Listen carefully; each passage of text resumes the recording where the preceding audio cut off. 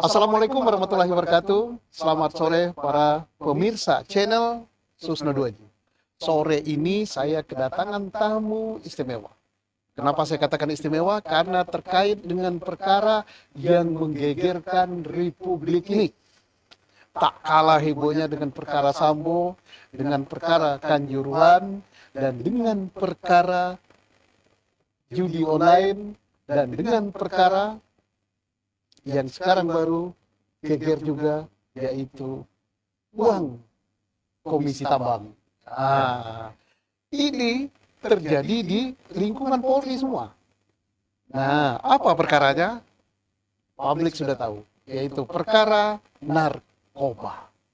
Tak sembarang narkoba, narkobanya melibatkan jenderal dan bersama anak buahnya.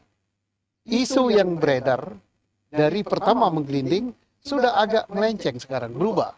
Seolah-olah sang jenderal ini tidak ikut. Dia hanya mengatakan, oh saya bercanda gitu. Yang punya inisiatif, yang punya kreatif, dan yang mau jual itu, ya salahnya anak buahnya, yaitu AKBP Dodi. Saya tak perintah jual, saya tidak perintah ganti tawas, kemudian toh barang buktinya masih ada di kejaksaan. Apa benar demikian? Mari kita dengar dari advokatnya, yaitu Bapak Adril Purba, sarjana hukum, dan nanti akan diperkuat oleh Bapak Adian, doktor, guru, atau dosen pidana pada University Trisakti Jakarta. Sebelumnya saya minta dulu kepada advokatnya. Gimana sih ceritanya yang benar? Jadi memang Pak, terima kasih sebelumnya Pak, sudah diundang ke sini. Jadi memang sebelumnya pada bulan Mei itu Polres Bukit Tinggi mengungkap sebesar 41,4 kg sabu. Itu hitungan berat kotornya Pak. Iya. Berat bersihnya itu 39,3 kg. Yang pada saat itu Kapolda Sumatera Barat itu Irjen Pol Teddy Minahasa. Kapolres Bukit Tingginya itu AKBP Dodi Prawira Negara, yang mana itu klien saya sekarang. Iya. Dan sudah ditetapkan sebagai tersangka. Nah, Pak Teddy Minahasa pada bulan Mei itu memerintahkan Pak Dodi ya, lewat WhatsApp. Yang jelas kata-katanya, Mas tolong ganti sebagian sabu dengan tawas. Dan permintaannya pada saat itu seperempat Pak. Seperempat dari jumlah? Seperempat dari jumlah totalnya. Setelah saya tanya, seperempat berapa? Seperempat itu 10 maksudnya, kata Pak Dodi pada saat saya mendampingi beliau di BAP di Polda Metro Jaya. 10 kg. 10 kg. Nah, namun pada saat itu, setelah WA itu dibuat oleh Pak TM, Pak Dodi langsung menolak. Siap tidak berani jenderal. Itu jelas saya lihat dalam BAP Pak. Jadi kalau dibilang itu atas inisiatif Pak Dodi, itu salah. Itu atas inisiatif Pak Teddy Minahasa. Jelas itu, karena sampai akhirnya, sampai penjualan, Pak Dodi itu tidak mendapatkan sepeser pun. Jadi dia tidak mempunyai mens rea ataupun niat dari awal. Kalau dia memang berniat Pak, dari awal sudah disisihkan sebelum dilaporkan ke Kapolda pada saat penangkapan. Kan bisa di lapangan Pak. Perintah menyisihkan itu dari Pak TM. Pak Jenderal Jelas Dodi. itu, saya lihat di BAP. Lanjut. Nah setelah itu, entah bagaimana ceritanya, Bu Linda tiba-tiba WA Pak TM. Saya mau ke Brunei katanya. Dia pinjam duit. Pak TM langsung... Dia itu siapa? Pak TM maksudnya. Ibu Linda WA ke Pak TM, pinjam duit untuk ke Brunei. Nah, akhirnya Pak TM bilang, iki ono barang 5 kilo, wes golek nolawan. Setelah Pak Dodi memerintahkan Arif untuk menukar sabu dengan tawas di bulan Juni. Pertengahan Juni kalau nggak salah itu. Setelah itu Bu Linda diarahkan Pak TM untuk menghubungi Dodi. Untuk membicarakan mengenai bagaimana dibawa ke Jakarta untuk dijual. Yang mana pada saat itu Pak TM memberikan saran kepada Ibu Linda untuk membawanya memakai forrider.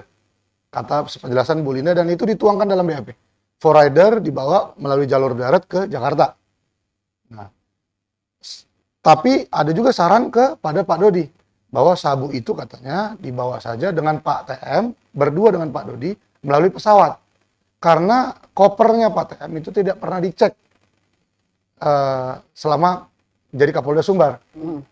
di bandara Polda Sumatera Barat. Hmm. Nah, saya melihat ini miris sekali gitu. Akhirnya naik apa? Akhirnya jalur darat.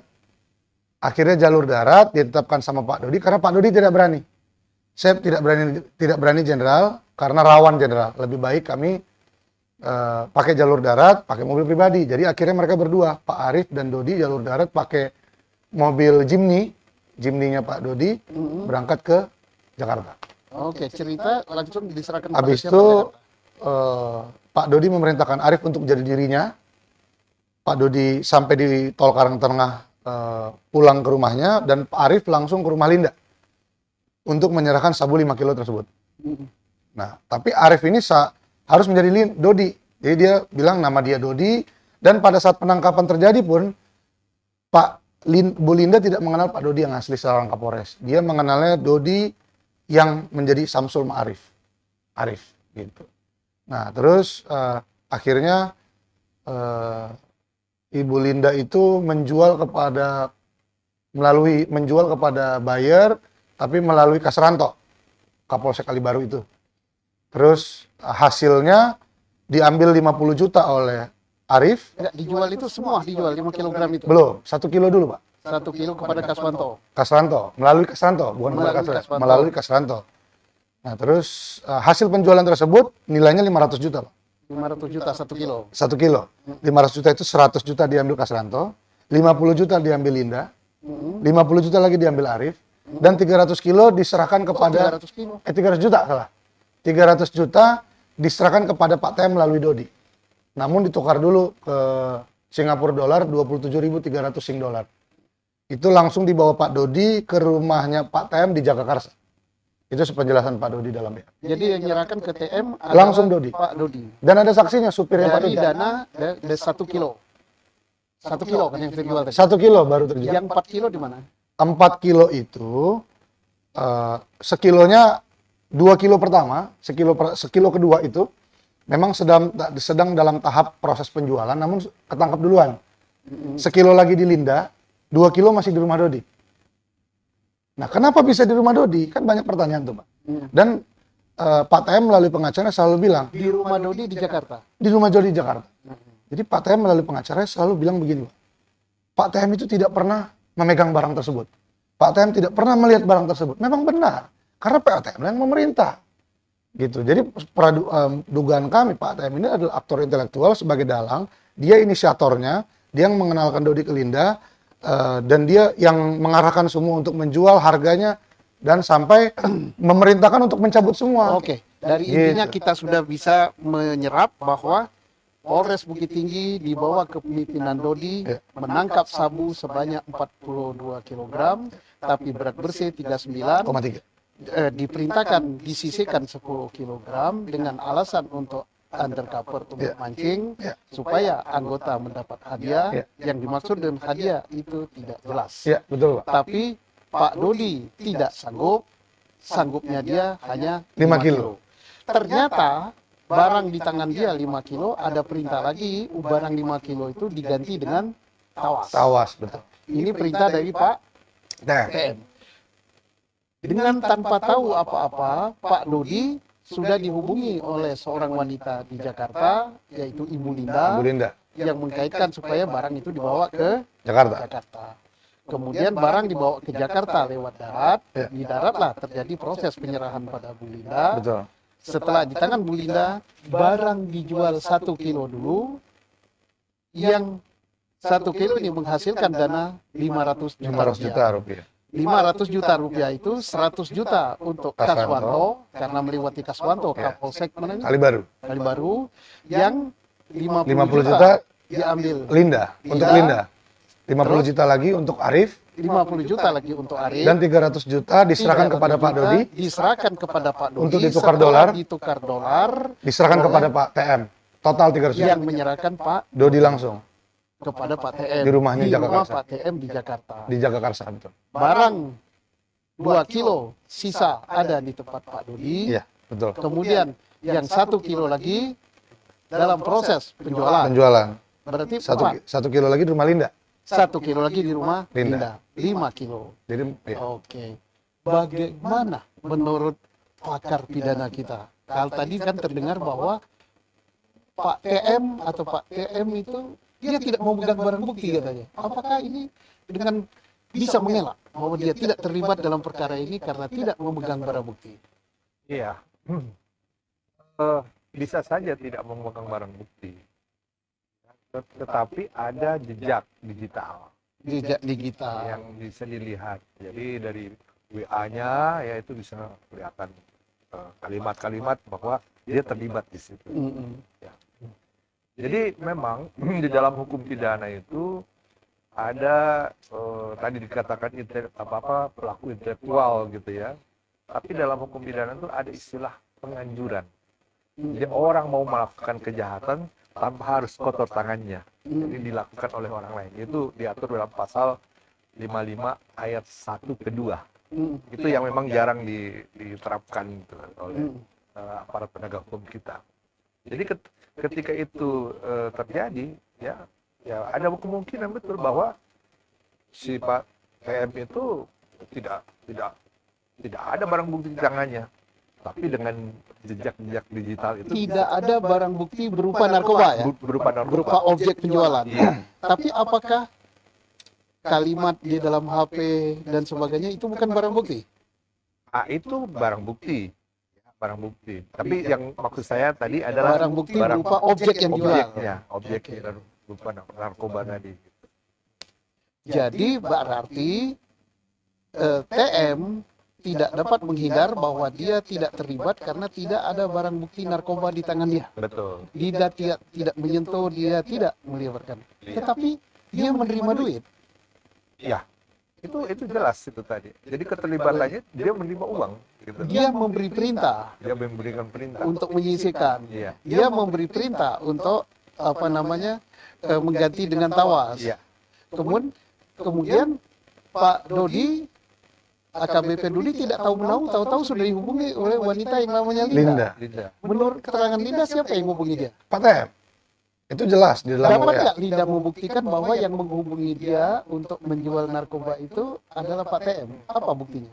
Ada chatnya, Pak. Ada chat WhatsApp-nya saya lihat dalam BAP dan itu semua sudah di tangan penyidik sekarang. Oh, jadi ada bukti jejak elektronik Ya, betul. berupa chat, perintah atau komunikasi antara Pak TM dengan Ridi Linda. Minahasa dengan Linda. Betul. Apa bunyinya? Ketika itu Bu Linda memang menghubungi Pak TM itu niatnya ingin ke Brunei.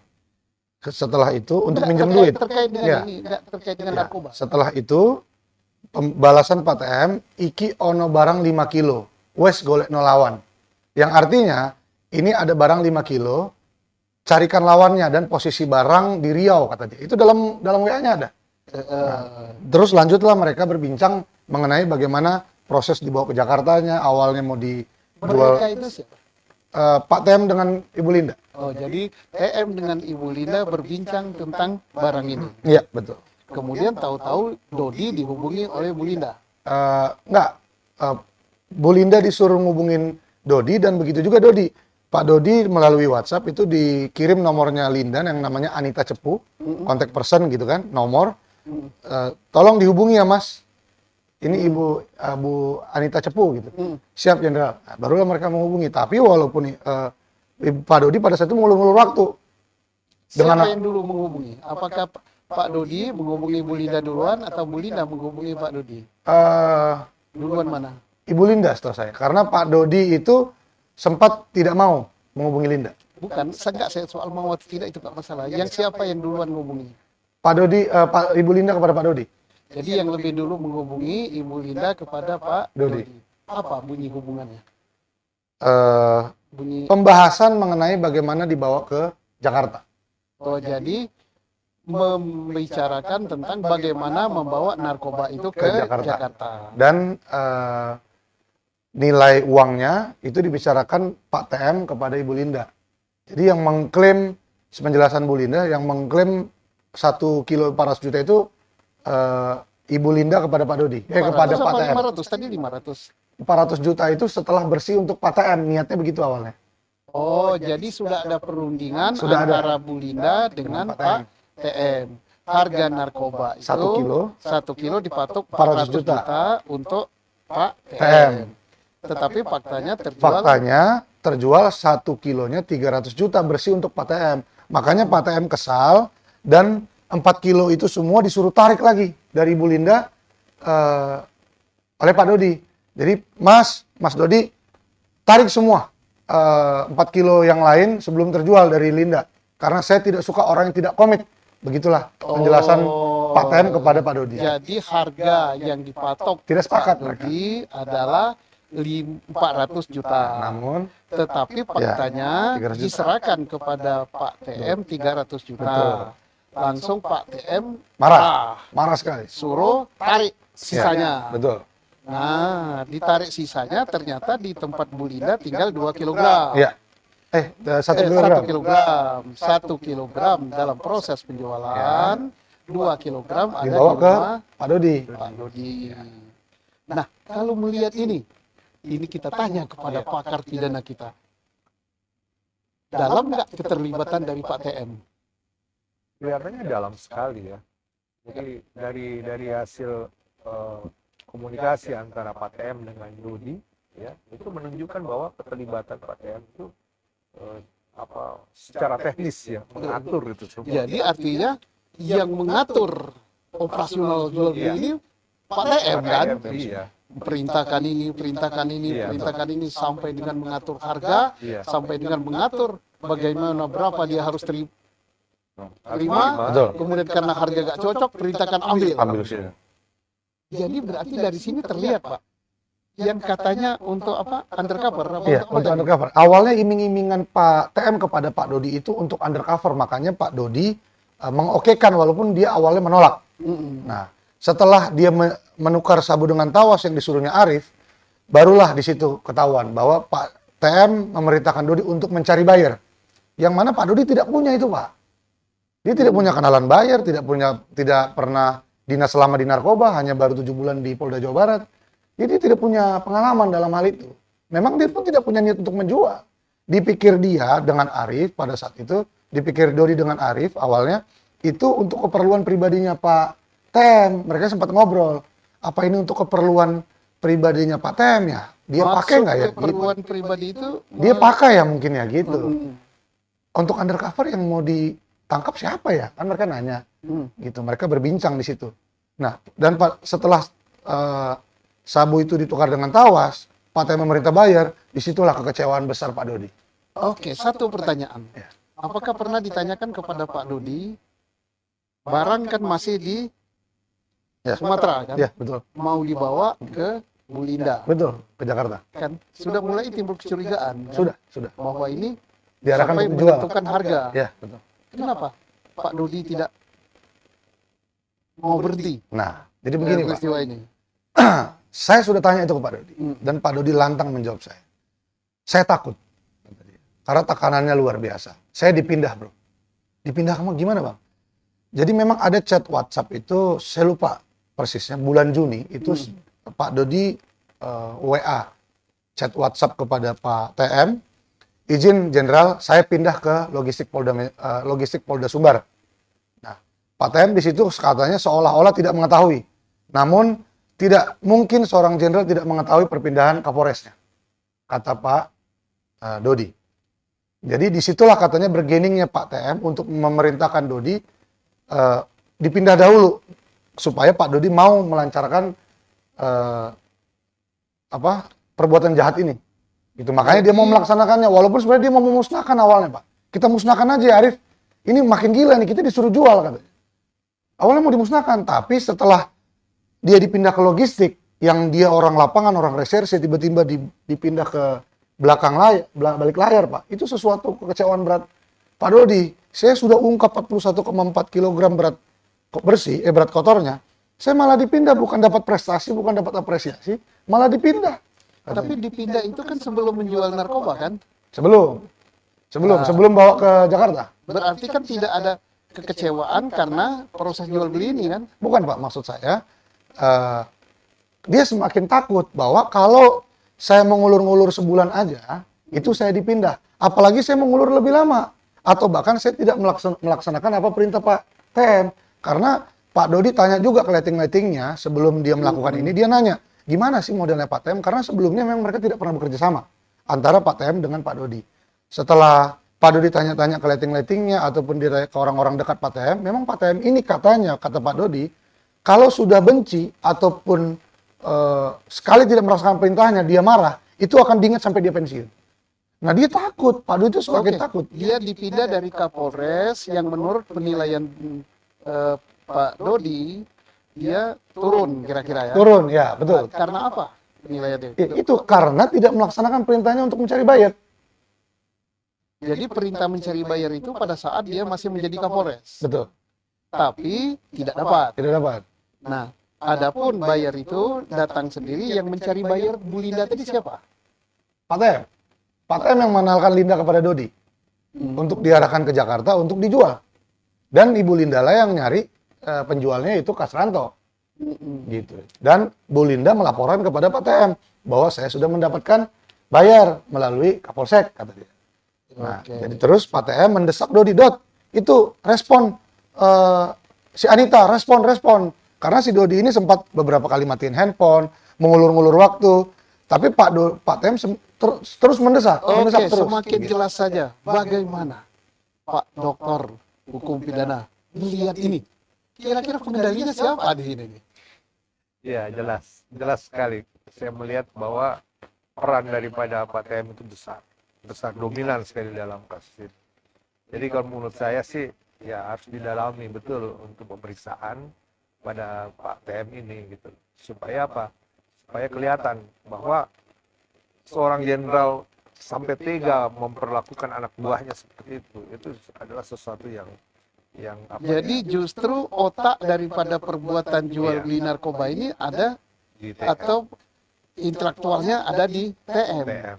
Pak Adil, beredar berita, saya tidak menyentuh barang bukti itu, kata TM kepada pengacaranya, dan pengacaranya mengatakan bahwa bagaimana dia mau terlibat, dia nggak tahu barang bukti itu. Betul. Dan barang bukti yang 5 kg narkoba itu ada di kejaksaan kok. Betul. Apa betul masih ada di kejaksaan? Oh tidak. Jadi saya mengapresiasi juga Kejaksaan Tinggi Sumatera Barat dan khususnya Kejaksaan Agung bahwa sudah membantah, Kejaksaan Agung dalam hal ini sudah membantah pernyataan TM melalui pengacaranya yang mengenai 5 kilo sabu yang masih ada di Kejaksaan Negeri, masih utuh maksudnya, di Kejaksaan Negeri Agam dan Kejaksaan Negeri Bukit Tinggi. Yang mana dibantahnya itu mengenai detail angkanya bahwa yang di Kejaksaan itu bukan 5 kilo tapi 4,3 kilo. Dan barang bukti yang ada di Kejaksaan sekarang tidak ada hubungannya dengan perkara Teddy Minahasa ini. Begitu. Jadi kan sudah dibantah. Dan juga janganlah maksud saya mengaburkan yang seolah-olah tidak ada hubungannya, jadi ada hubungannya mengenai 5 kilo ini, main-main angka gitu loh. Oke, satu pertanyaan lagi yang ditanya-tanya publik. Mengatakan bahwa, chart itu kan yang ada di HP-nya Dodi, itu kan tidak ada niatnya TM atau Teddy Minahasa selaku Kapolda untuk bermain jual beli narkoba. Itu hanya guyon saja. Bercanda katanya. Bercanda. Nah, misalnya ganti dengan tawas. Kemudian untuk transaksi untuk cari pembeli, itu guyonan saja. Bagaimana itu? Jadi begini, Pak. Jadi begini, itu memang benar. Itu kata-kata itu memang benar. Saya mendengar sendiri karena dalam konfrontir kan saya ada.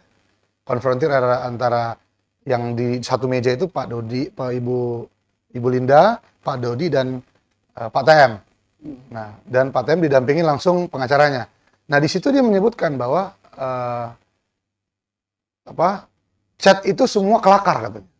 Katanya dia itu siapa? Sama dia itu siapa? Ya. Maksudnya Pak TM itu dalam chat itu katanya kelakar, bercanda. Dia mau menguji Dodi katanya. Dia mau menguji anak buahnya karena katanya banyak anak buah ini katanya yang memang barang bukti itu disisihkan gitu. Jadi dia mau menguji lah kesetiaan Pak Dodi dengan bercanda katanya kelakar. Bercanda ganti tawas, bercanda cari pembeli. Iya, kan gitu katanya. Oh, enggak, bercanda kasih tawas saja. Kasih tawas saja. Kan ditunjukkan, apa chat ini? Chat ini maksudnya apa? Itu saya mau menguji Dodi katanya. Nah, maksud saya begini, menguji kok terima duit, Pak? Itu satu. Menguji kok terus-terusan? Pak Dian, bagaimana sih? Apa Nggak betul nyambung. seorang Kapolda, seorang jenderal Iya. itu hanya menguji pada saat barang itu belum dijual, tetapi ternyata kalau menurut cerita ini barang itu terjual Iya. dan yang mencari pembelinya TM juga Iya. dan duit diterima oleh TM. Betul. Iya. Apa betul itu bercanda kalau begitu? Ya, saya kira ini jawaban orang yang terdesak gitu kelihatannya ya. Jadi ketika dia sudah mulai terdesak, keluarlah pernyataan-pernyataan seperti itu. Jadi yang pernyataan yang menurut saya tidak masuk akal gitu. Tidak masuk akal. Nah, ini bukan kata saya, ini kata pakar pidana kan. Nggak mungkin lah ya rasanya mungkin. seorang jenderal bercanda, tetapi kok tidak ada tindak lanjutnya kan? Iya. Suruh bawa ke Jakarta cari pembeli dan duitnya diterima. Dan dia terima juga duitnya gitu. Iyalah, nanti tapi apakah bersalah apa tidak, apa benar apa tidak itu di persidangan nanti ungkapnya. Oke Pak. Dan maaf juga Pak, maksud saya kalau memang ternyata Pak TM ini bercanda, kenapa sampai menelpon keluarga daripada klien saya, Pak Maman, untuk membuat suatu skenario Oke, yang melibatkan Arif? Sebentar, sebelum lanjut ke situ, tadi masih soal bercanda itu tadi ya. Kemudian pertanyaan lagi. Saya dengar pihak AKBP Dodi mengajukan kepada LPSK untuk dia menjadi JC, Ya, betul. Justice Collaborator. Artinya orang yang terlibat di perkara itu, tetapi dia mengungkap suatu perkara dengan bukti-bukti atau dengan kesaksian-kesaksian. Apa benar ini? Kalau benar, apa yang diungkap oleh Pak Dodi? Jadi memang Pak, bulan Oktober akhir kami sudah mengajukan permohonan Justice Kolaborator Pak Dodi, Ibu Linda dan Pak Arif kepada LPSK. Itu akhir Oktober. Yang sekarang sudah tanggal akhir November ataupun awal Desember. Jadi sudah 1 bulan dari permohonan. Nah, sampai sekarang belum dijawab oleh LPSK disetujui apa tidaknya Pak Dodi menjadi Justice Kolaborator. Kan begitu. Nah, maksud saya kalau dari segi syarat sudah jelas Pak bahwa kami bilang bahwa Pak Dodi itu bukan pelaku utama. Gitu. Kami sebagai pengacara Pak Dodi kami punya keyakinan bahwa Bukan Pak Dodi bukan pelaku utama karena dia adalah pelaku lapangan yang diperintah oleh Pak TM, kan begitu. Sekarang yang diungkap oleh dia apa? Untuk syarat sebagai Justice Collaborator kan dia mengungkap sesuatu. Keterlibatan TM ini Pak. Karena kan dalam BAP kami menduga semua keterangan Pak TM itu mengada-ngada. Ya, mengada-ngada seperti contohnya 5 kilo yang ada di kejaksaan itu dia sebutkan dalam konfrontir. Dia menyebutkan juga itu guyon, itu bercanda, itu menguji. Masa jenderal menguji anak buahnya dengan suruh melakukan tindak pidana? Kan begitu. Oke. Jadi itu semua yang akan diungkap beliau. Mengajukan akan sebagai diungkap Dodi. Justice Kolaborator dengan mengajukan jawaban-jawaban saat dia sebagai tersangka atau saat dia sebagai saksi bahwa apa yang dijelaskan oleh TM itu tidak benar. Ya, betul. Baik terhadap berita, kan 2 kali di berita acara dia kan. Ya. TM di berita acara pertama dicabut kan, informasinya begitu kan? Nah, itu saya kurang tahu, itu Pak pengacaranya yang tahu. Di media ya, di ya. media, Saya kan baca katanya ya. cabut. Jadi ini sudah dibantah oleh Dodi. Ya. Baik berita acara kedua yang dikonfrontir tadi dibantah juga. Oke, satu lagi pertanyaan yang sangat dinanti juga. Apa betul katanya pihak TM ini akan membuat suatu skenario untuk perkara ini dan pihaknya Dodi diajak untuk kerjasama membuat skenario itu? Betul, Pak. Benar nggak? Betul, Pak. Bagaimana ceritanya? Dari awal memang Pak Dodi itu menerima Pak surat kuasa baru, surat pencabutan kuasa saya, dan suatu surat kecil yang ditulis tangan oleh Pak TM. Itu sepenjelasan Pak Dodi dan istrinya Pak Dodi. Karena istrinya Pak Dodi yang menerima. Apa isi surat kecil itu? Isi surat kecil itu intinya Pak ya, harus buang badan ke Arif dan Pak Dodi harus menyatu dengan Pak TM. Dan cabut semua keterangan yang memberatkan Pak TM. Itu kira-kira isinya. Jadi semua dibuang badan ke Arif, harus diklaim Arif itu adalah pengedar, dan barang bukti itu tidak ada, penyisian BB itu tidak ada, Pak Dodi diperintahkan untuk mencabut semua keterangan yang memberatkan Pak TM. Dodi mau? Tidak mau. Karena saya dari awal sudah bilang kepada Pak Dodi, kalau kamu mau ikut Pak TM dan kamu juga mau berbohong untuk Pak TM, saya mundur jadi pengacara. Oke, sangat menarik para pendengar, para pemirsa. Kasus Sambo itu dibuat skenarionya. Ini juga mau membuat skenario juga. Kalau kasus Sambo, Perencanaan obstruction of justice kalau dugaan kami. kasus Sambo ada orang yang dikorbankan, yaitu Baradae. Ini siapa namanya? Pak Arif. Pak Arif. Arif yang dikorbankan, Dodi disuruh Ikut ke Pak TM. dan ikut dalam kelompoknya dia. Ya, betul. Ini yang menyusun skenario ini TM. Sepenjelasan Pak Dodi dan istrinya itu Pak TM yang menyusun ini semua. Dan itu ada di surat. Itu ada di surat dan itu ada di telepon, dia kan telepon Pak Maman juga. Ayahanda dari Pak Dodi. Jadi TM ingin menyusun skenario untuk membuang kesalahan ini kepada Arif. kemudian supaya Dodi mencabut semua keterangan Yang memberatkan TM. itu. Apa yang harus dicabut? Bahwa penyisian barang bukti tidak ada, penjualan. Klaimnya Arif itu adalah pengedar. Oh, Barang- Arif adalah pengedar. Barang bukti itu adalah milik Arif katanya. Barang itu adalah milik Arif.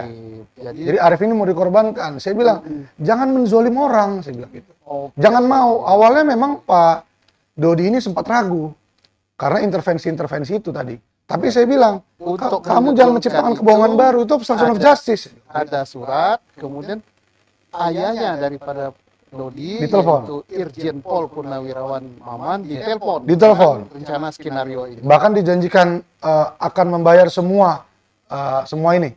Dari pengacara, dari semua pokoknya dibayar oleh Pak TM katanya, kepada Pak Maman. Ini saya kira penting sekali, baik untuk penyidik, untuk jaksa, hakim, PSK. dan termasuk juga untuk Polri, yang nantinya kan ini kan belum di sidang kode etik kan ini? Betul. Sidang kode etik Pak TM belum, Betul. sidang kode etik Pak Dodi Belum, termasuk Kasranto belum. Kapolsek Kali baru. Ya, ini sangat menarik. Bagaimana Pak Guru hukum pidana Ya. melihat ini? Menurut saya sangat menarik ini. Ya. Kalau Kok tadi merekayasa gitu? Iya.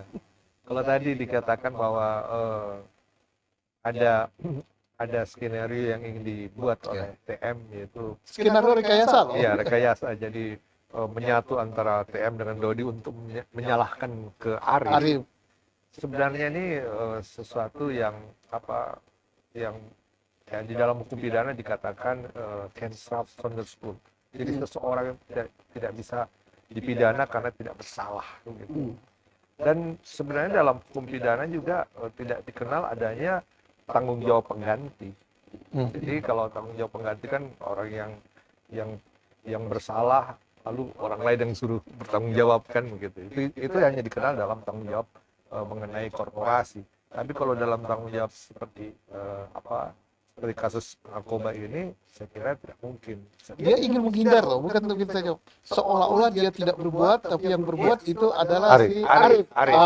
Gitu. Jadi tidak lempar tanggung jawab, tapi membuat skenario bahwa dia tidak berbuat, TM-nya tidak berbuat, tidak terlibat di sini. Ya, pada akhirnya kan justru kepada Arif yang bertanggung jawab kan? Karena tadi TM dengan Dodi ingin disatukan gitu untuk melempar tanggung jawab kepada Arif itu. Gitu.